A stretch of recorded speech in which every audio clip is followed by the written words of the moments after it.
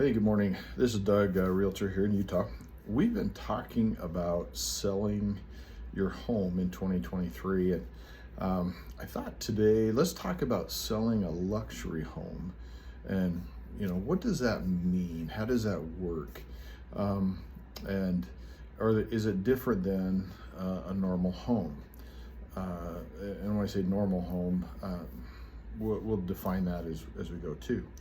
So typically your luxury category is going to be $1 million plus.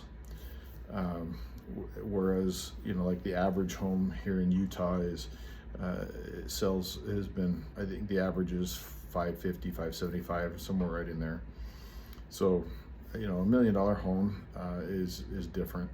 But the biggest thing with a luxury home is that you walk in and it has that wow factor. It has that ooh, ah, you know, the chandelier, the ceiling, the raised ceilings, and those types of things. So I had one that we were selling. It was actually selling at 1.6, and what's really interesting is here in Utah. Utah real estate is pretty simplistic as far as with our grid pattern of roads and those types of things. It's it really becomes about an address, and with this particular one, it was a little bit more difficult because it was in Woodland Hills. And typically, again, and I know I say that word a lot, but there are exceptions, but typically, anyway, so typically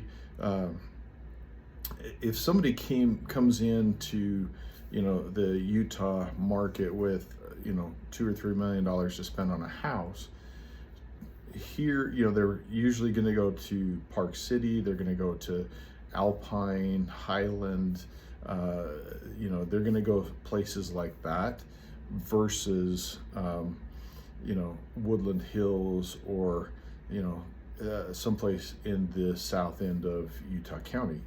And that's where we needed them to come, is to the south end of Utah County. So I started doing a lot of different research things, and so what we do is we start looking at what's important to people.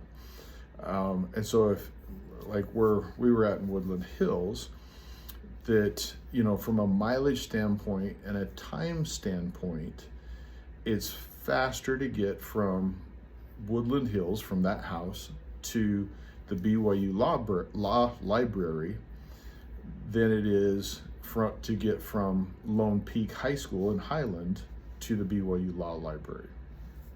What does that mean? Well, it means that there's less traffic, there's less stoplights, there's a better flow coming because there's just not the congestion on the south end.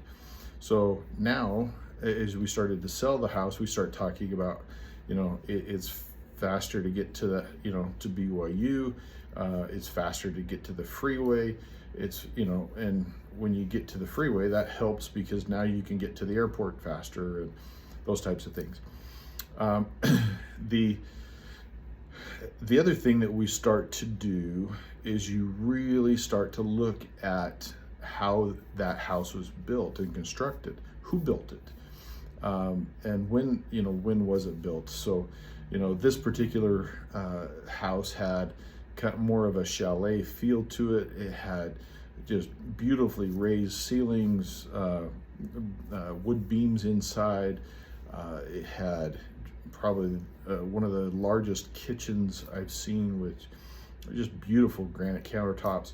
But not only that, it had parking that you could, in a garage, that you could put a boat in there. It had an extra high garage, so you could back your boat in and leave the boat there in the garage. Or this particular, the guy selling that had an extra car lift put in, so that way he could take his four-wheeler, his Razor, and put it on there, lift it up, and then he could park his other car underneath it, and get that extra storage and parking. So when it comes to luxury homes, it becomes, you've really got to look at who is buying the house, so that way, and make sure that you address those types of things. Again, how close is it to the freeway? How close is it to transportation? How close is it to, work? How close is it to, and then what's it made out of? Who built it? What are the architectural features of the house? And sometimes, just depending, I had another house that sold up in Sandy, Utah, that it actually overlooked a golf course. And so you came in, and it was a little bit older, but as you came into the house, the one of the first things that we did is, as you came into the house, they had a beautiful deck and large open glass doorways there. But as you came in, they had set it up with a couch there, kind of to section off, more of a living area or family room kind of an area. So one of the things we did is move that couch so that as people came into that front door, they were drawn to the window to where they could see the mountains, they could see what's there and see the beauty, see the golf course below. So there are little things that way that, make a difference. That particular house was very beautiful, very large. They had a lot of really cool things to it. That one had a theater. The one in Woodland Hills we were talking about had an indoor basketball court. So when it comes to the luxury side of things, there is a difference. It is something that needs to be worded differently and worked differently, but definitely something that my team and I can do, and we'd love to help you. So let's look at getting your house sold, and whether it's $5 million or $40 million or $150,000, we can do it. I've got a great team.